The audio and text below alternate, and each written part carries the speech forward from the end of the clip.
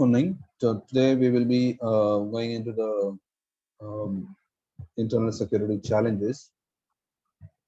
Challenges in the sense, each and every time when we discuss, we are discussing challenges also.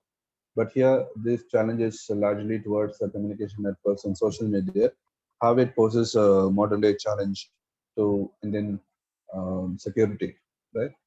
And apart from that, how far this social media poses a very serious threat, and what we can do in all those aspects we try to pitch out in this particular session.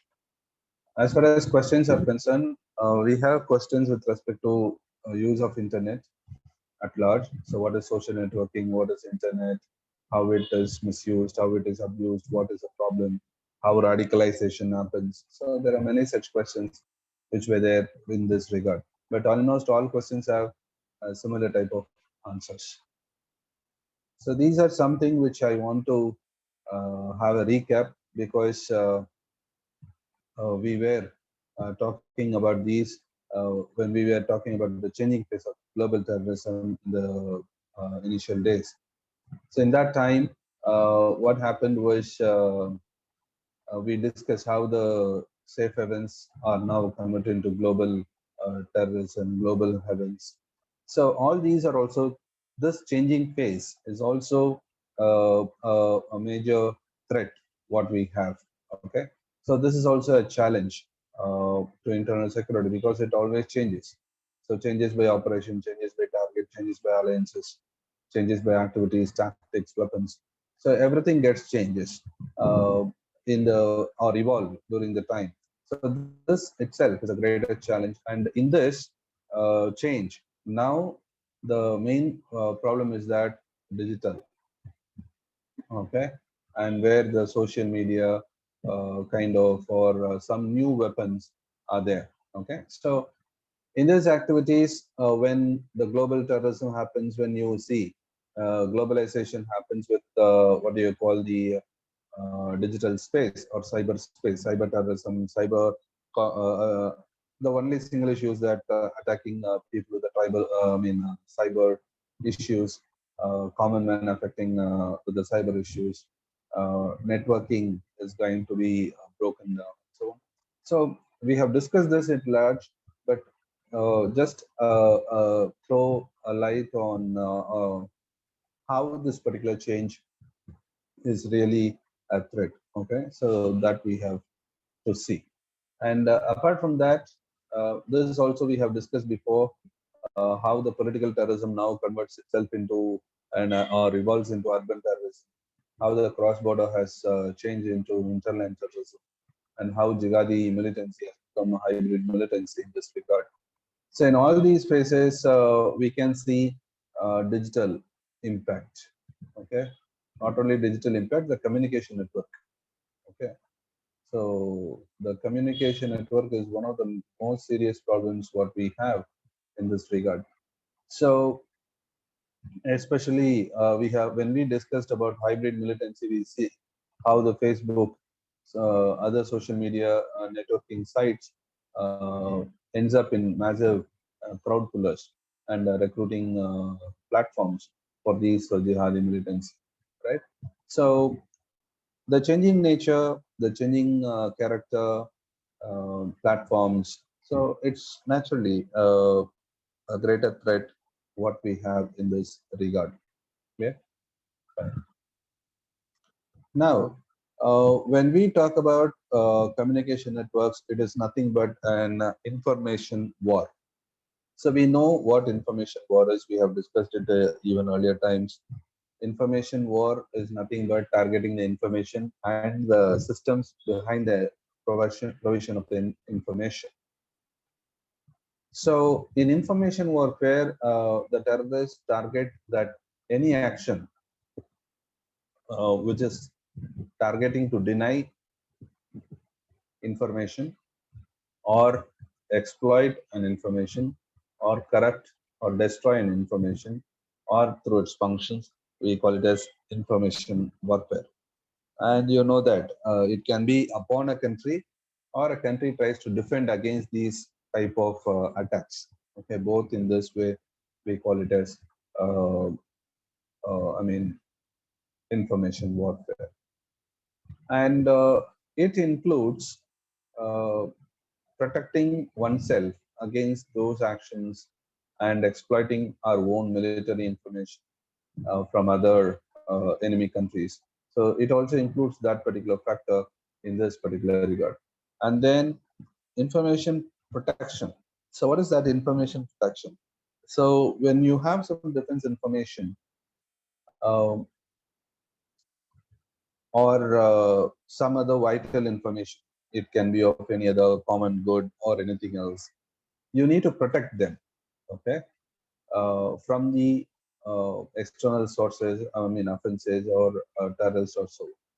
Sometimes you may involve in certain attack on information networks which the terrorist may possess, or some anti-social element or possess, or some non-state actors which possess.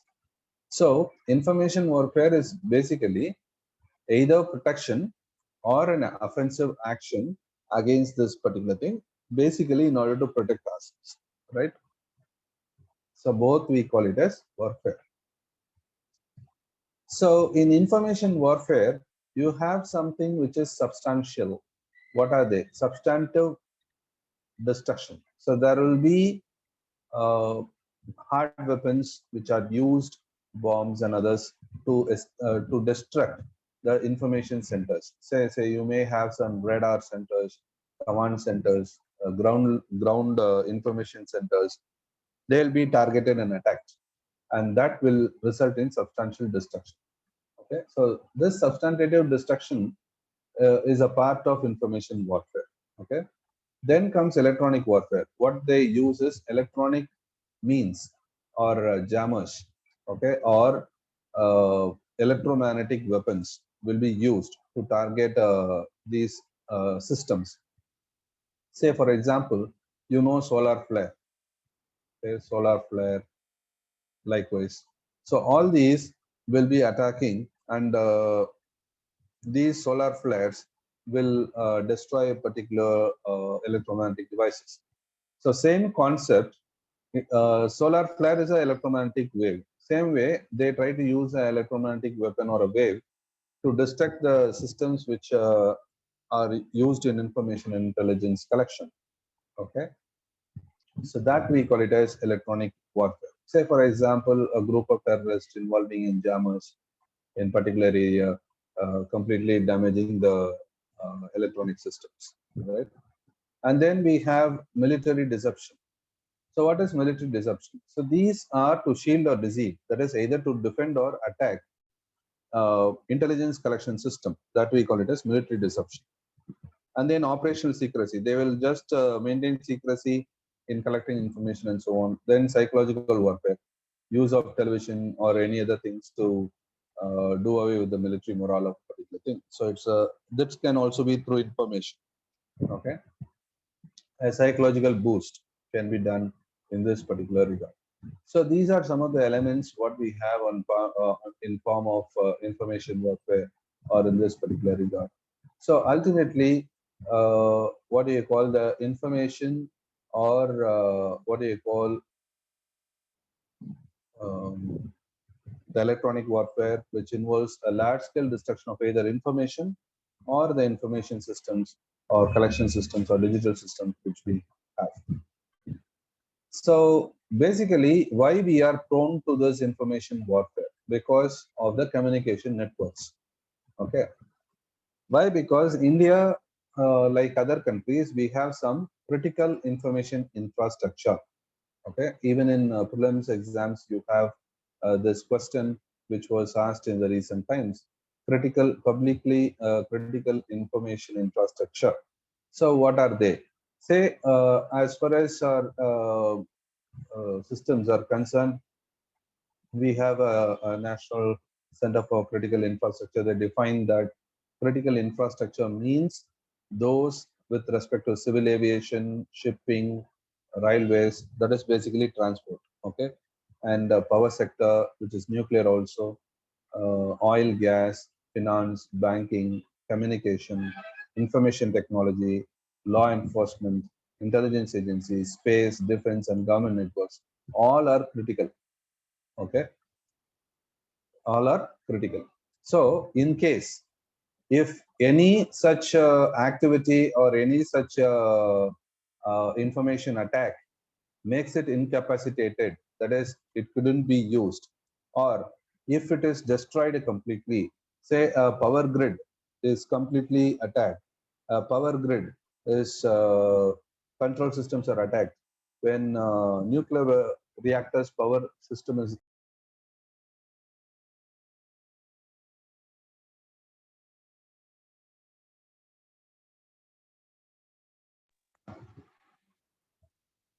attacked through some malware or any other ransomware kind of, then we say that this particular critical infrastructure has been completely done away with, or completely or subjected to the threat. So as far as India is concerned, all these are present. Okay, and all these have a very serious impact upon the general public. Think of when a power grid is collapsed, subsequent every domino effect will be there, starting from the public outcry to the industrial systems and other aspects. Okay, so blackout can happen. So why this is more vulnerable in India? Because when you see the background of these communication networks in India, they are complicated in nature because much of the hardware and software are sourced externally. To be frank, a single company called Huawei and ZTE, they have around 20% of the total equipments which are sourced from abroad. Okay, almost 80% are sourced from abroad. Out of that 80, 20% are from a particular company itself. In case if these companies have some technical issues or some other doping up issues in the uh, gadgets, and if the gadgets fail, naturally we have a large scale communication network failure. And even if that is remaining part is going to be in the hands of companies in India, these are private companies, they are not public companies, right? So in that way, we are into serious troubles of securing networks because it involves private, it involves abroad, companies from abroad or foreign companies, and they are into monopolies. Okay, so that's a problem. And majority are from China or Taiwan, okay, South Korea. Fine. So China, Taiwan are the major holders in case of these uh, communication networks. So in case if a chip is present or a patchwork is done, or in case if something is done to the hardware or software type, then naturally we are subjected to a large amount of cyber attacks, right? That's the thing what it does. So this is all about your communication networks. So communication networks have this particular problem, have this particular issue in this regard. Then comes mass media. What is mass media? Media is nothing but you know that it is a channel of communication. But when it comes to mass media, it is nothing but large audience will be there. The mass, the people. Okay, mass means people. So large scale audience will be there, and they act as a fourth pillar of democracy. Then free media is important because it's a motor that binds the brick of freedom in democracy. So this you can always use in other forms of freedom also. So free media is a motor that binds the bricks of freedom in a democracy. So in some cases, this is questioned or this is threatened. That is a problem. How it is threatened? Say, for example, when we have mass media, when it is used as means of communication, if something is done through mass media, it can involve in psychological damage which can be created. So how we are going to use mass media, what you are going to telecast in mass media is very, very important. Say, for example, in Rajasthan, So a terror attack happened that a tailor was brutally murdered on camera, uh, uh, in front of the camera, and it was publicly telecast to the mass media. So it naturally has a terror, what do you call, among the people. It terrorizes people. It tries to create unrest, right? So mass media has its own impact on these security issues. And we have different types of mass media. You can see the traditional media, which we have rural radio communities, folk arts, that is puppet and so on, okay, dance and uh, similar kind of. Whereas we have print media, the newspapers, journals, magazines, and so on. And then we have electronic or broadcasting media, what we call it as TV, All India Radio, your FM radios, telephones, and so on, electronic and broadcasting. And then we have some outdoor media, where we have banners, posters, wallscapes, landscapes, and so on. Transit media, a media which is used in transportation, that is advertisement in railways, buses, taxis, airports, etc. And then we have digital media or internet media, which uses internet, like websites, networking sites, blogging, etc. Whereas in new age media, it is digital media plus your technology with AI or 5G or satellites, mobiles, etc. So new age is nothing but new age media is a combination of digital media plus high-end technologies. Okay, combined together, we call it as a new age media. So this new age media is a very uh, uh, important media because it is a double-edged weapon. Anything can now trespass into this particular digital media. Anybody can just have a photo shoot, they can just post it, and it can be edited, it can be marked, it can be deepfaked. There are many things it can happen, and then it is done.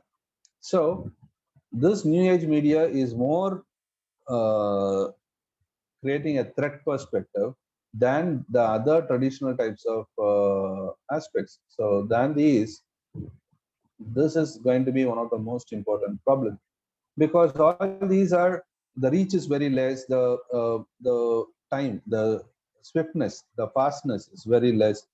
Whereas in this case here, it is very fast. In within seconds, it can reach lakhs and crores of people, right?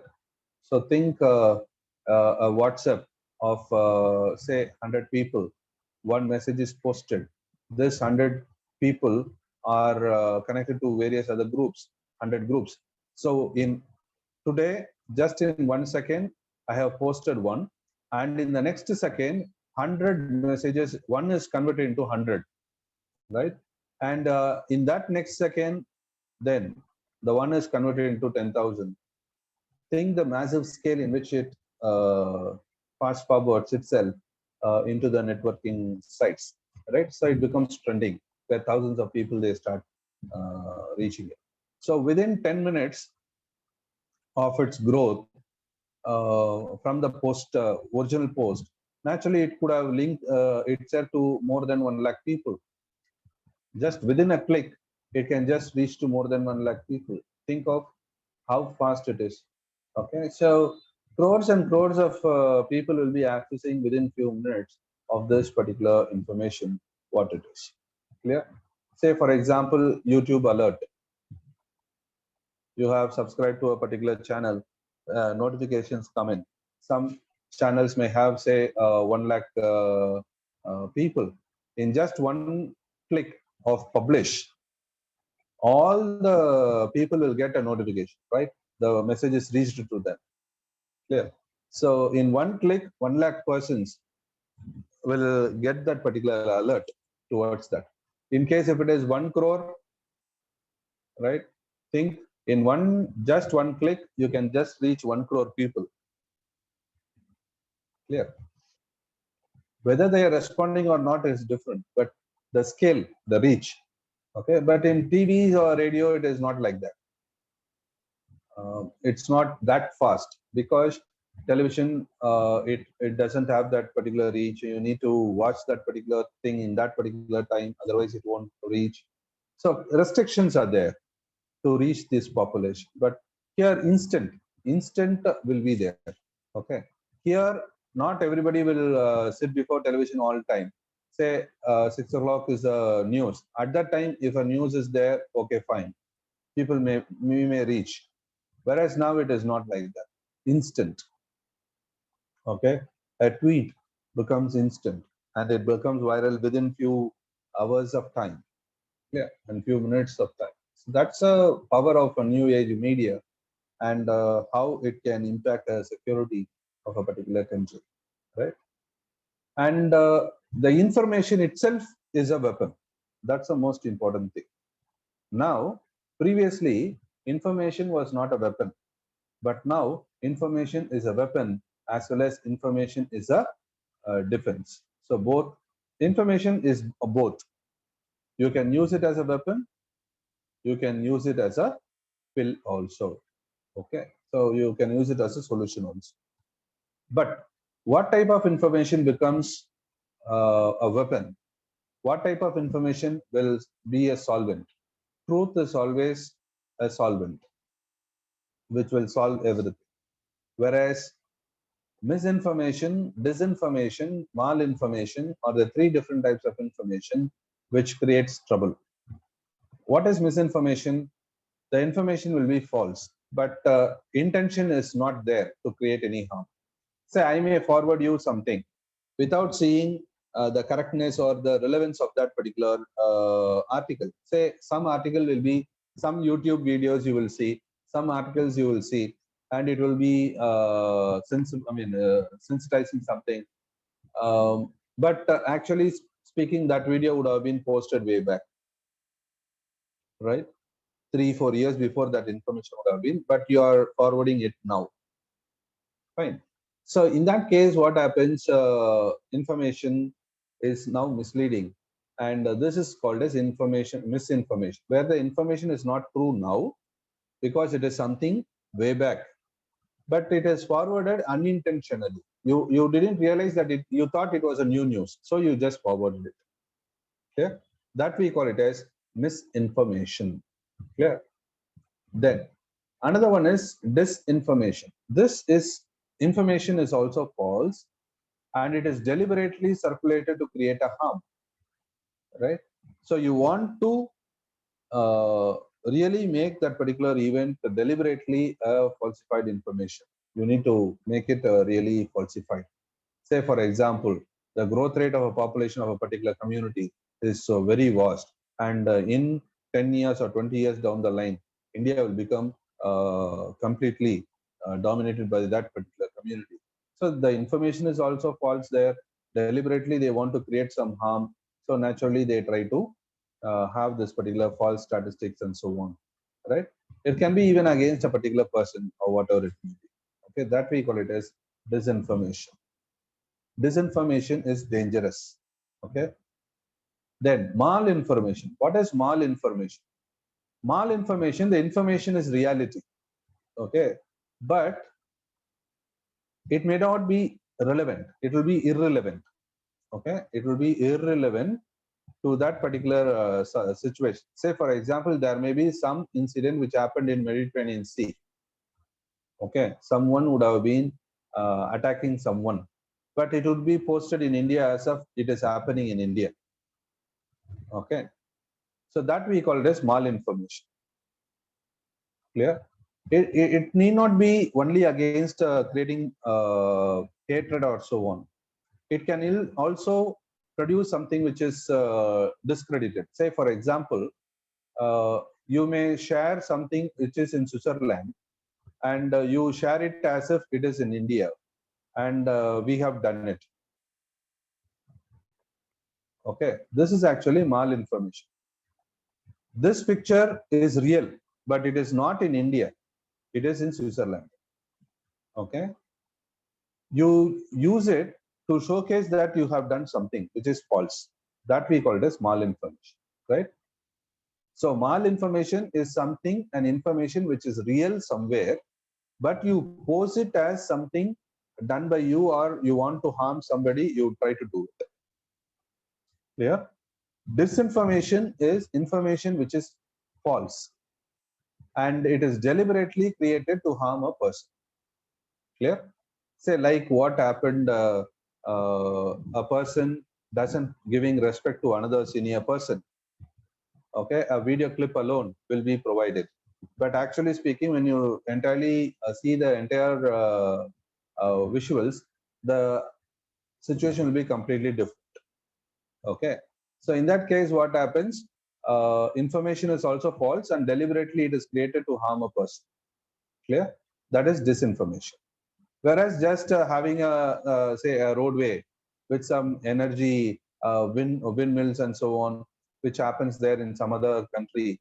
Okay, you just post it that in India, in this particular place, this has been installed, and you try to circulate it.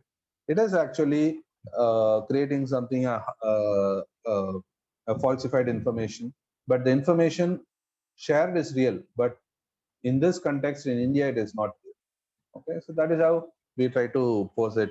Or some other country where some people would have been killed, it would be posted that Sri Lanka has killed these people to show Sri Lanka in a black shadow. They try to do it, but actually it would be Rohingyas who are being killed in Myanmar.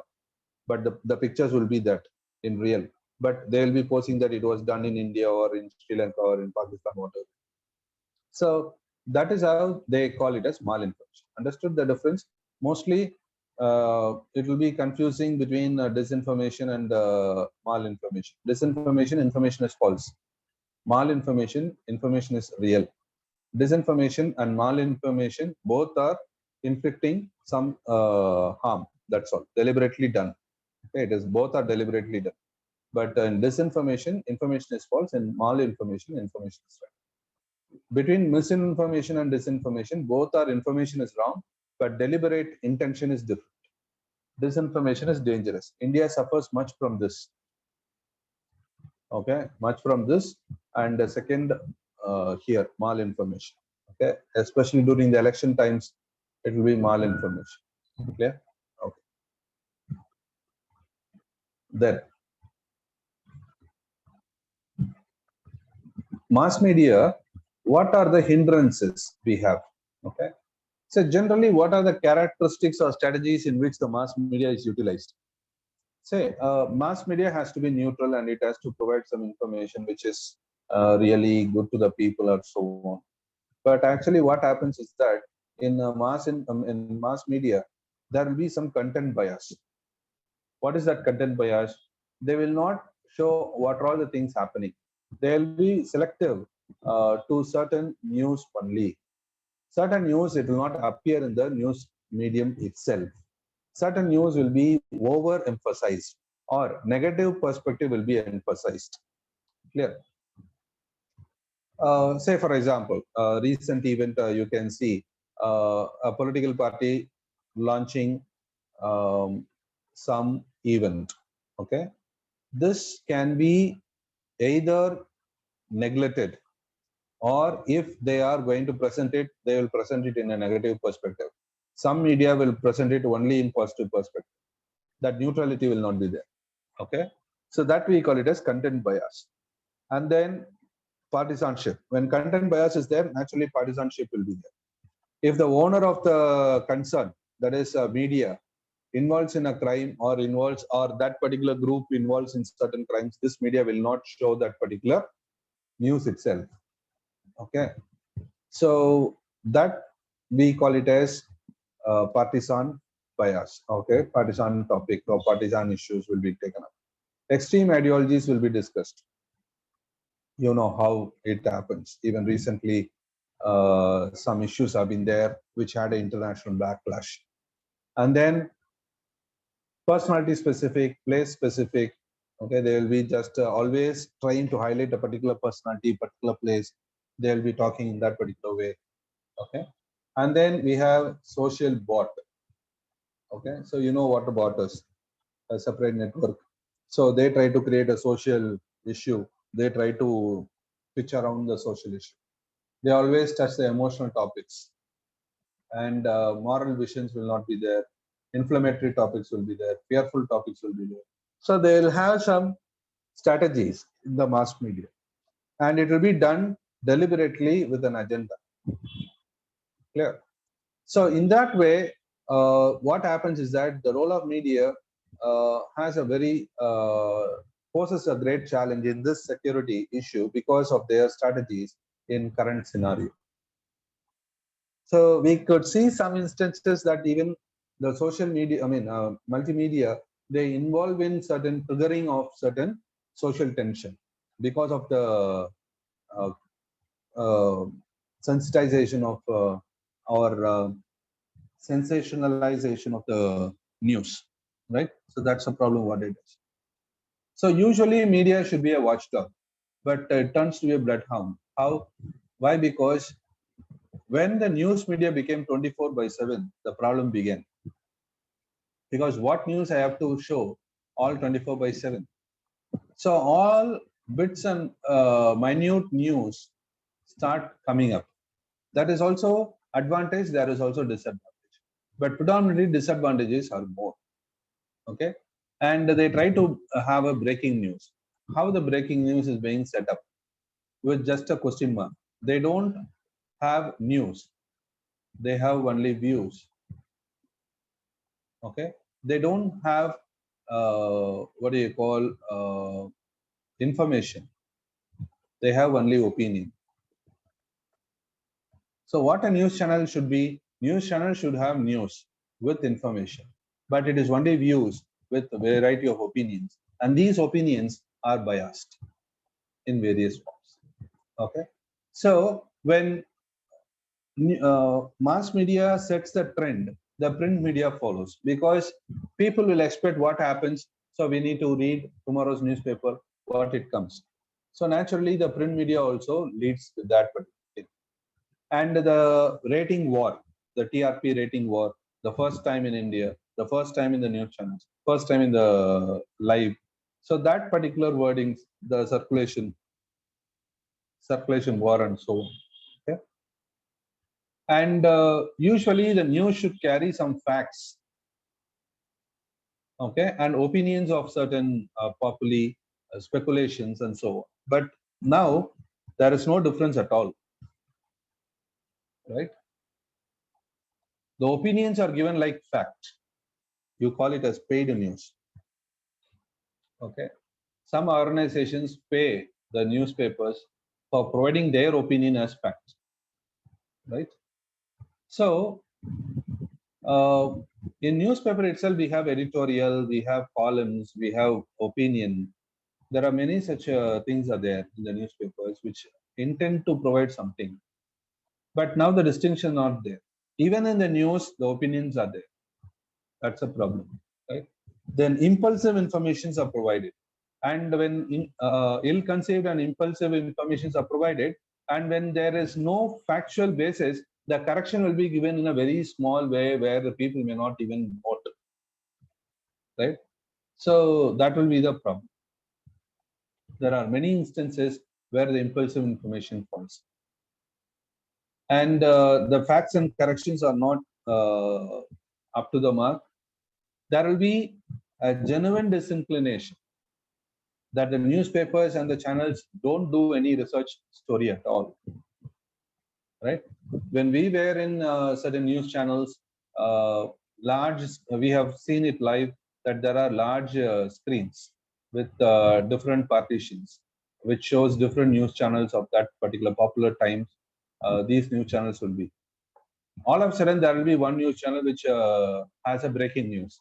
Immediately, the news agency where we were, I could see a person just typing. Say he just shouted, "Hey, there is a breaking news." Okay, so immediately they read the breaking news in this channel, which is something English channel, and here they update it. They don't know even whether it is right or not.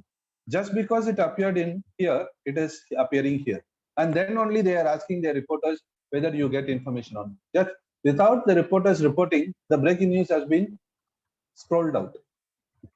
Understood? Because another television has done, so they too do that. Understood? So this is how the even the basic fact, the ritual of getting the facts, or the ritual of having research done is not upkept. There are many instances where the print media went on with these misinformations. Fake news have been telecasted or printed in the newspapers, right? There are many. There are even the national newspapers, the mainstream newspapers, they caught in this particular regard, right? Then dumbing down news.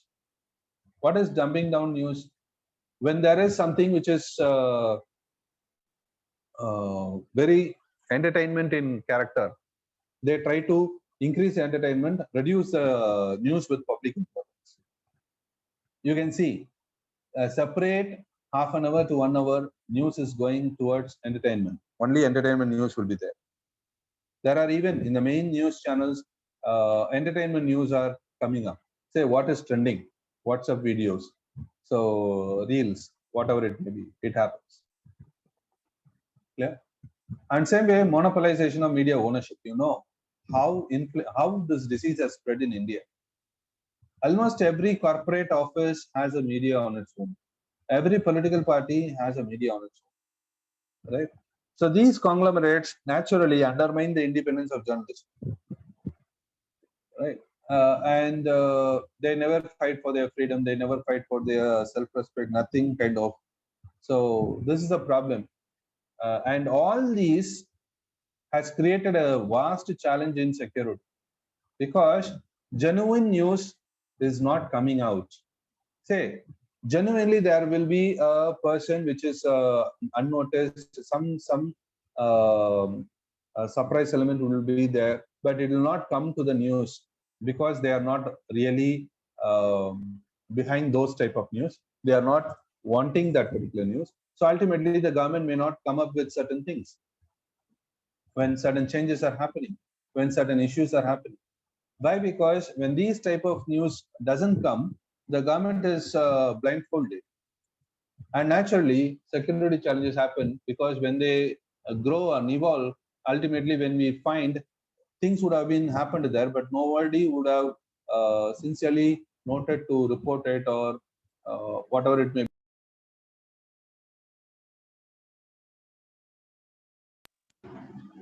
Media would have not taken its case. So that's a problem. What it is. Clear. So this is how the challenges we have in a larger way, and how this particular media has a problem in this particular factor, right? And other hindrances is that securitization, where the government itself will not provide any information. They will maintain their own secrecy, and they have to rely on official sources only. There won't be any other sources. So automatically, what the government says, they will say. Otherwise, there is nothing. And another thing is the official advertisements spree. Say, for example, when the media is more critical on government, the media stops. I mean, the government stops advertisements in the media. You know how the government's advertisements are. They'll give one-page ad. One-page ad may cost 1 lakh rupees. Say in 1 year, they may have around hundreds of ads. So crores of rupees will be lost by that media house just because they are critical on the government. It is officially said by Mr. N. Ram of Hindu. When he was asked why Hindu has declined in attacking the government when Ms. Jayalalitha was in power, he said that, say, when we were critical highly, we are not that we are not completely critical. We are critical, but we are not having great intensity, because we do have this particular problem. The government stops providing advertisements in our newspapers, so we lose revenue. Okay, so we are having some criticality and threshold behind which we do, beyond which we don't do. It is officially said when he was in providing an interview. So in that way, it applies to all media, and some medias are there only with this particular aspect alone. They just parakeet government. When Indian Express founder R.P. Goenka's anniversary was there, the Indian Express chief, he said that a bad badge, okay, is really welcomable for a journalist. The government should see him bad, because only when government is critical on them, it means that media is neutral or media is critical on government. When media is finding that when the government is finding that particular media house or media person is very friendly, that means the media has not done its right job. That is what it is true, right? He told that in front of the prime minister itself, who was the chief guest of the thing. So that's really important thing which we have to note out. But all these are other hindrances what we have on part of media, right? So these are mass media. Then what is social media? Social media and social networking, there are two different things. Social media is a platform where you broadcast information which is one way. Okay, whereas social networking is multi-directional and multi-way. Okay, bi-directional, multi-directional, bi-way, two-way, three-way, and so on. Okay, so social media is a platform where you have only broadcasting. Okay, so it's a computer-based technology where you try to share your ideas through virtual networks in one way. That we call the social media. Social networking is different. So in case if it is FB, then it is social networking, right? So that is how it is. If you have a Telegram channel, it is only one-way channel. So it's a social media kind of. So social media, social networking, it is interchangeably used, but it's not actually, right? So you have different types of social media. These are some of the social medias which you have. One is social networking, which is a subset of social media, which we use to connect people like Facebook, we have Telegram groups, we have Insta groups, and so on. And we have some messaging apps like LinkedIn, and so on. There are many messaging apps which we have. Photo and media sharing apps, and blogging networks, interactive apps network, discussion forums, bookmarking contents, review networks, social shopping networks, interest-based networks like hobbies and interests, sharing economy networks, that is trade and goods like Amazon and so on. You have audio only apps, hookup and so on. We have anonymous social networks where you can post anonymously. So all these are different types of social media. So according to the type of social media, we have security threats, right?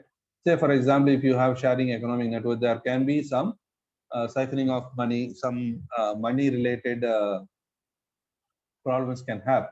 Say, for example, GPay had a problem that similar to GPay, they had a mirrored website and they have swindled the money. All right. So each and every social type of, social media type, we have certain social issues. Say, for example, we have Clubhouse, right? It is only audio apps, okay, sharing ideas. Example is Clubhouse. So in Clubhouse, you can have even terror chats. You can have even assault. We can have even bullying kind of can happen. So there are different types of crimes which can happen according to the social media. Deep fake can happen in photo or media sharing apps, or blogging apps, or what do you call the audio apps and so on. So deep faking can be there. So there are many threats which they can come up with, right? So why India is vulnerable in social media? Why India is vulnerable? Because the way in which we use, okay, in social media is really making India vulnerable. Say, for example, India has a very huge population with all ages and groups, right? So, social media poses a risk that it can easily build up a narrative and scale up the mobilization of protesters. It can happen anywhere. Say, for example, whether it is in Kallakurichi in Tamil Nadu, or whether it is India against corruption in Delhi, Ramlila Maidan, wherever it is, it can be easily to set up a narrative and mobilize people to protest against a particular group. Then it can trigger mob violence. There are many instances where WhatsApp post or Telegram post or FB post have triggered mob violence, okay, because of offensive clips and hate messages. Then we have the extremist channel. They use it as a potential tool for radicalization. Then the social media is a new weapon that we have already discussed. And terror, they use it as a modus operandi. Say, for example, in social media, the terrorist group, the leader of the group may be in Afghanistan or Pakistan or in Canada or wherever it may be. They will give some videos. These videos are DIY type of videos, do it yourself. Okay. The lone wolves will have smartphones and they will have do it yourself forums. And these forums will provide you certain things. Say how to make a hand grenade from home, how to make a gun from home, how to make some chemicals which can be homemade chemicals which can be used to terror people. All these type of do it yourself mode can be circulated via the social media. That is problem, right? Then fueling competition. That is the terror groups. They try to have competition among themselves. You can use this point in the competition kind of one question was there, no? Previously we discussed competitive industry, terrorism as a competitive. You can use that. That is, if one terrorist organization uses WhatsApp as a recruiting mode, another will come up and try to recruit as much as possible, right? And then the new media phenomena, what we had discussed before, it is no more breaking news, it is going to be breaking tweets, right? So tweets triggers controversies and convergence of various forms of media in one network, say television, social, online networks. Everything converges to one, and all these converges with the one single corporate. Think Reliance sells television, Reliance Television, Reliance Network, Reliance Social Media, Reliance News, everything. So corporatizing everything. So naturally that involves in this particular problem. Similarly, spread of information is extremely fast. Extreme velocity with extreme volume.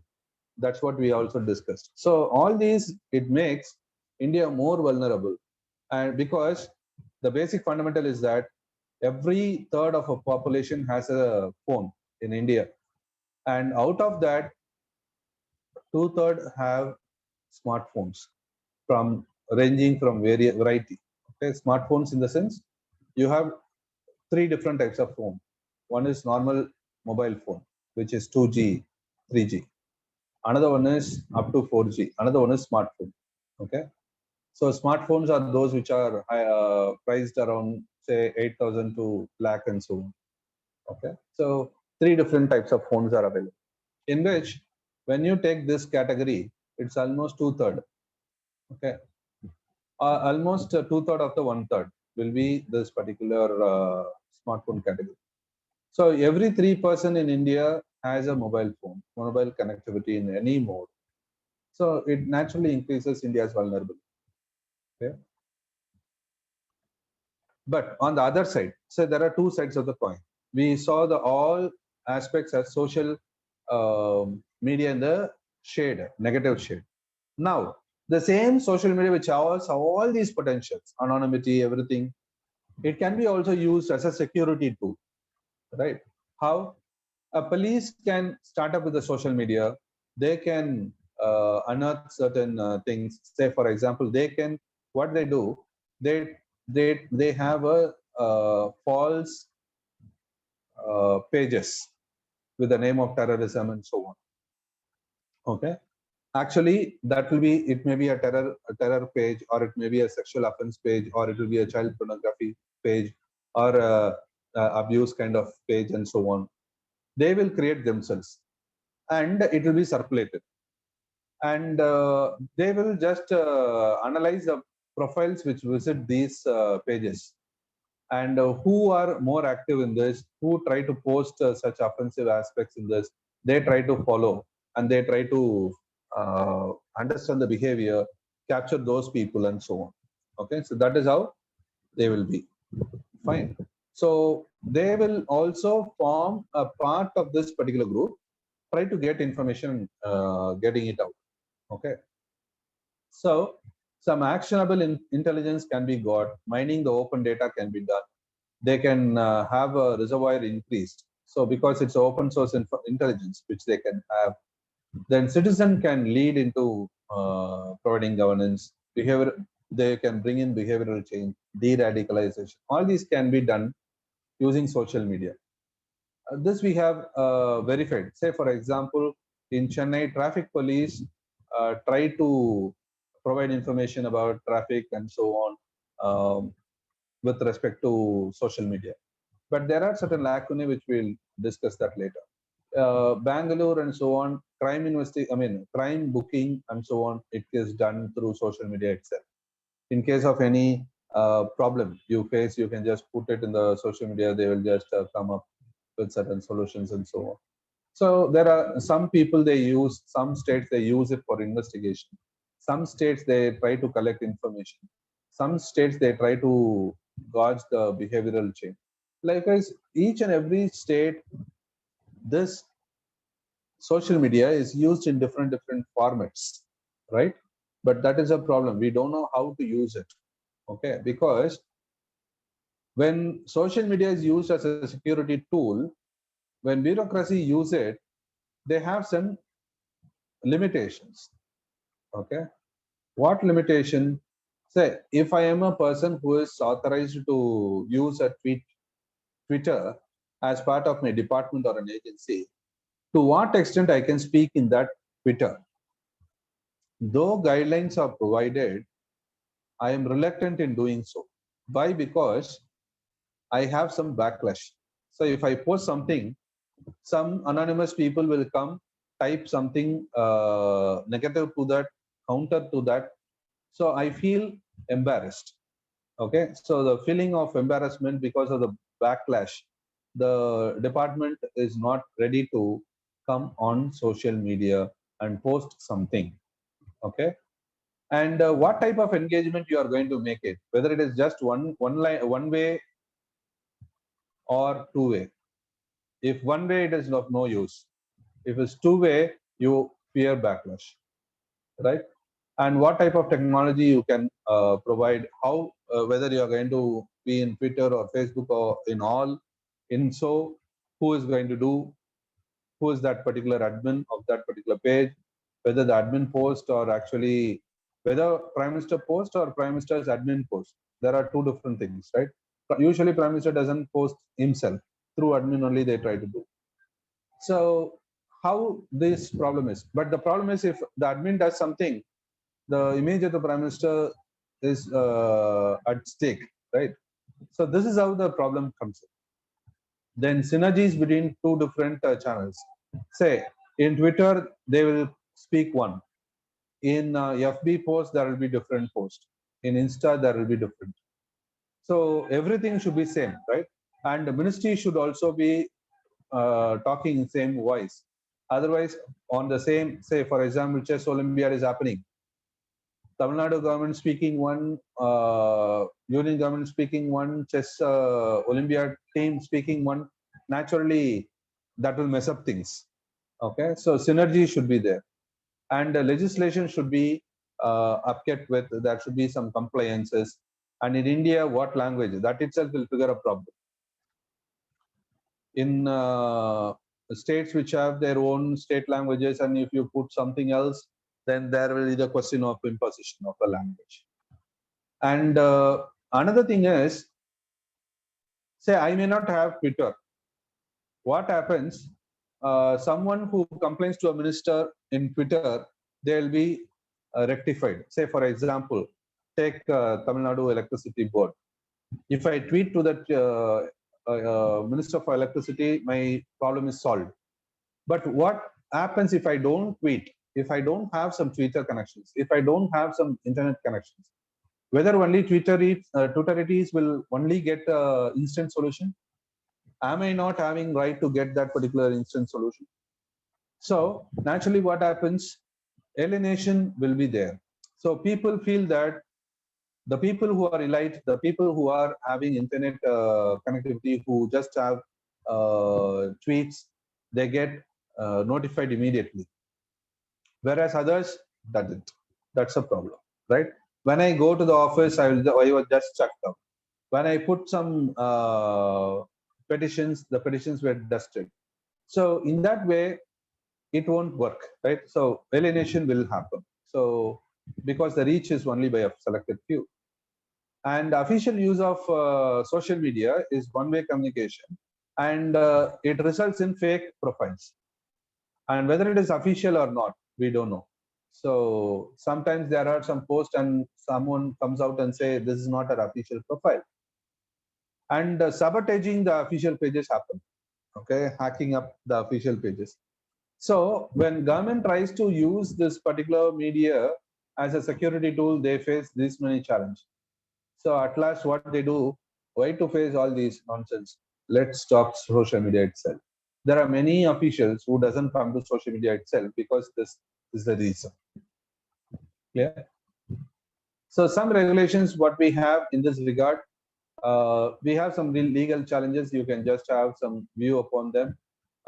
We have some issues of censorship, internet trafficking, that is traffic monitoring, and then inconsistencies in internet, then liabilities of intermediaries. In case of any disinformation or malinformation or misinformation spreads, what is the liability of WhatsApp, Twitter, and so on? Those rules are problems. Rise of VPN issues, rising of data localization issues.